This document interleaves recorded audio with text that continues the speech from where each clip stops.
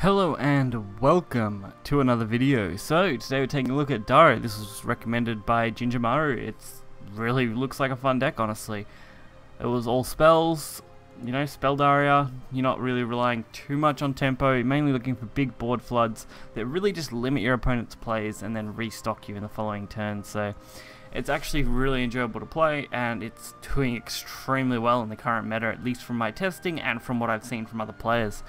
So the insights, of course, are your draw. Mysterious Knowledge is another way to get half-decent cards. I mean, when you've got Conjure Golems as well, even the circles aren't the worst things in the world. 2 Magic Owls, because they're really solid at boosting everything in your top end. Literally everything. From even turn 4 Piercing Rune, because that will clearly boost that. Boost Piercing Rune down by 2 on the evolve, so that's quite often how I use it. On turn 4, boost down everything from here as much as you want. You can even boost the Wind Blast, which is good. And then, other than that, you've got things like Silent Library, which again can summon a Clay Golem. It also sets up an Earth Sigil, which is good with Golem Assault and Concentration. Both pretty good cards, especially Concentration, getting those spells into your hand and being able to spell boost all your top end again. Other than that, it's pretty straightforward. Play early game spells, boost late game, win. That's pretty much your aim. You don't really have anything too complex. You really just want to focus on getting the damage and building the board, making sure you stay out of AoE range of certain classes, and that is basically it. So we'll go check it out and watch some games. Alright, our first matchup here is Shadow. Shadow with this deck isn't too bad a matchup. You can usually outvalue them quite a bit just because your stats are usually a lot higher than their stats, especially in the early game. Sticking with some early cards isn't always bad, especially things like Conjure Golem and Magic Owl. Although I do decide to chuck because I do want to try and get Daria or something else, but keeping the Magic Owl is important because I can use that on turn 5 to go for pretty solid plays. Other than that, Mysterious Knowledge, Golem Assault and Chimera are basically our only options. But we do draw into Magic Missile, which is a little bit better, otherwise I probably would have went with the Golem Assault. Just because Golem Assault would set up a 2-turn boost and get me a ward, which is quite good against Shadow. Being able to ward out against Shadow is pretty solid. But we do get Daria, so pretty lucky there, honestly. And Missile off that. So a little bit of luck is required, of course. You don't need to high roll too hard with this deck to win, honestly. Even a medium roll will do the job quite well, just because it is that kind of deck. Daria obviously pretty crucial overall, but not the be-all and end-all to your strategy. You can win without even dropping Daria if you have a half-decent hand and you can get into some other draw power. So again, ward's great. Great way to block out some damage. Not like we're going to see too much from the Shadow player after all. Zombie Party. Damn annoying little card.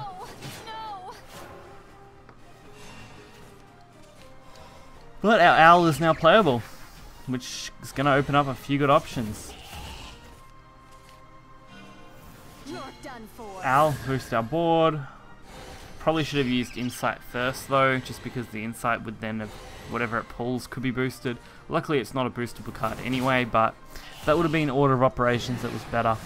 Chimera gets us damage on board, and Blade Mage deals us 2.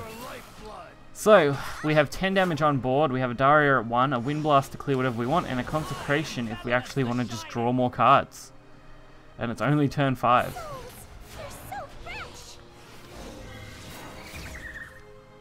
So, a little bit of a pain in the ass. Not too bad though. I mean, they're pretty much going to have to clear this 4-4, or they're going to take a lot of damage, and they do aim for the 2-2, so really unfortunate for them. I mean, this 4-4 is pretty huge. So we get the chance to Wind Blast. Also get to go face. I do decide just to drop Daria with 4 points. I could have easily used Golem Assault and just played a Golem out, but I think the Daria is just a little bit better because then I can use whatever I draw and play those instead. Especially now I got Piercing Rune. Depending on what I get, I got a Missile, okay. It won't be long now. So I got a Missile for 1 damage, Piercing Rune for 2 damage, and a really solid board. Plus another Daria, which is going to be absolutely nuts next turn. So Shadow now has to deal with what I've got here, which is not easy, especially on turn 6 to deal with, you know, what is that? 5, 9, 12 stat health. Deal with 12 stats of health in a single turn at turn 6. Not the easiest thing in the world. And not being able to really deal with it, they do limit it to 9, but we do have the 1 damage in hand, which is going to be enough to close the game. Beating Shadow, not too difficult.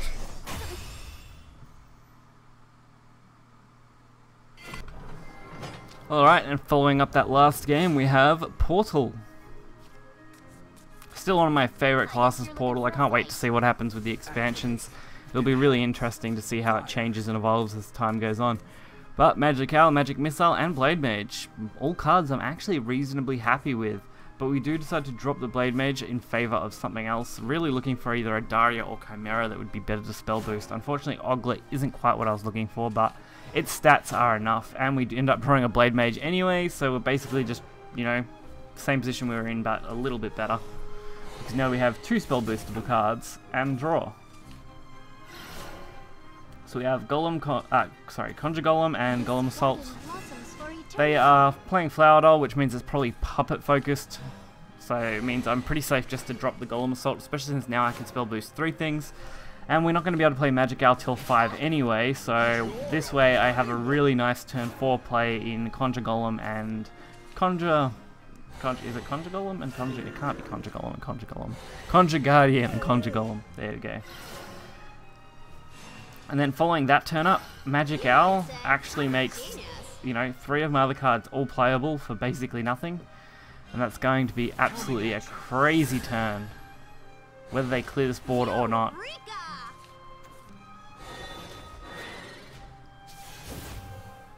Of course I had to have Ancient Artifact. But what are we going to get? And we get Piercing Rune, that's almost perfect. With Piercing Rune and the Magic Owl Evolve, we can clear this 4-2 and the 2-3 while also playing out another few cards. We can play 2 Blade Mages and an Oglet all on turn 5. Couldn't ask for a much better play. So we get 4 damage to their face, 3 damage sticking to the board.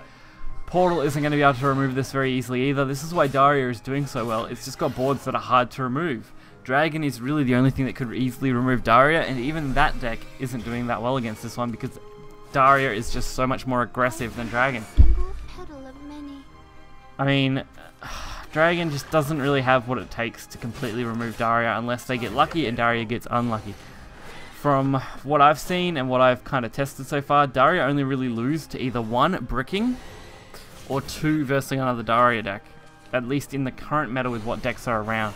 Of course, if you built a full deck to literally just counter Daria, I suppose it would be possible to come up with a strategy against it. But for the most part, you're not going to be able to do that. So it's kind of interesting, because I've always loved Daria as a class. I played Daria when it first came out, and I messed around with Daria here and there since. Even in the last few weeks we've been playing Daria here and there just to see what it can do. And now it's finally become what I would consider as partially competitive deck. But we see Chimera and Consecration. Consecration is going to draw us 3 cards, which I think is more than enough. And we also get the Insight and the Conjure Golem. Also really good, especially since we are going to remove this 4-1 Chimera anyway. And because I can basically set up lethal here if I can land these 2 shots, that's the main reason that I was avoiding playing Golem Assault.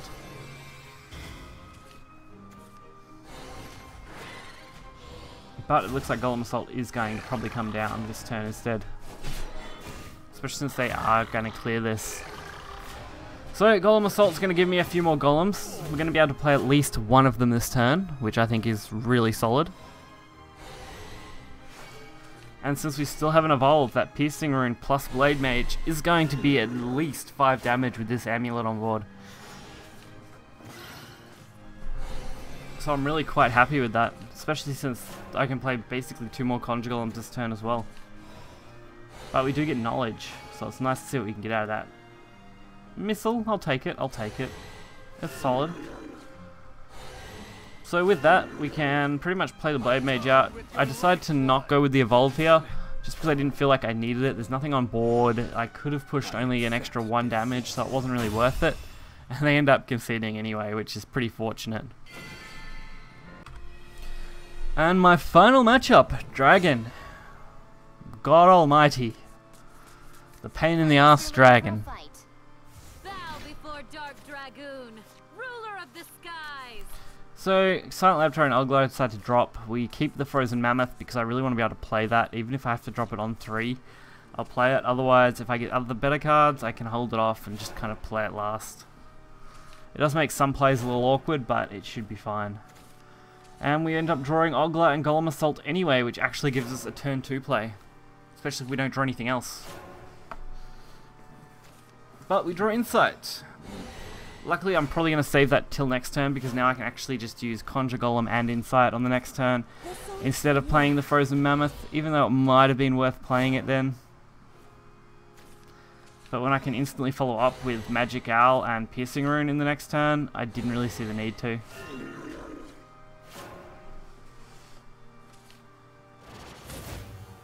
Did you want it?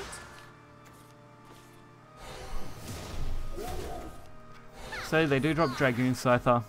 Luckily Piercing Rune's going to clean that up pretty nicely.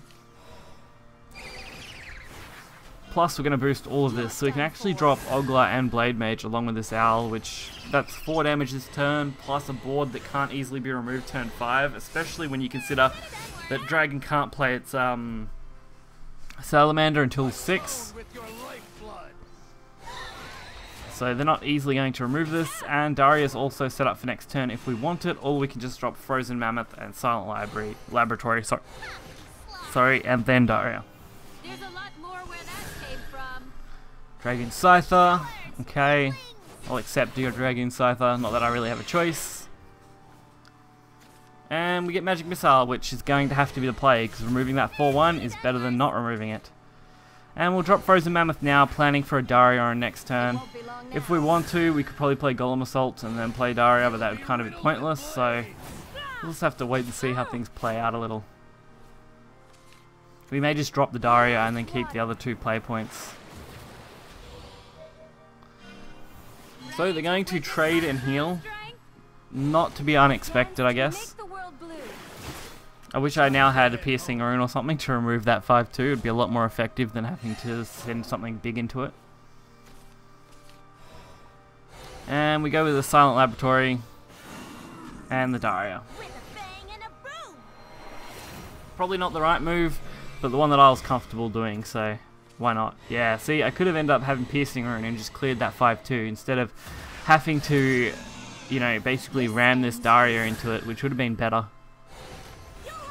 Not that Dragon's going to have an easy time dealing with all of this. Like, best case, they could literally play Breath of Salamander and then Dragon's Breath. I think that would have been it. But other than that, they conceded, so yay us. So I hope you guys enjoyed this video. If you did, you'll find the deck list in the description below, along with any other links to any other Shadowverse content you could ever need. This is definitely a fun deck. I recommend playing it if you haven't. If you've never played Daria before, it's a good time to get into it because it's basically as good as it used to be and as fun as it used to be, at least in my opinion. So please do check it out. It's definitely good. It's, you know, reasonably easy to play. It's not too complicated. It's pretty straightforward. And that's about it. So hit that like button, subscribe, and I'll catch you guys next time. See ya.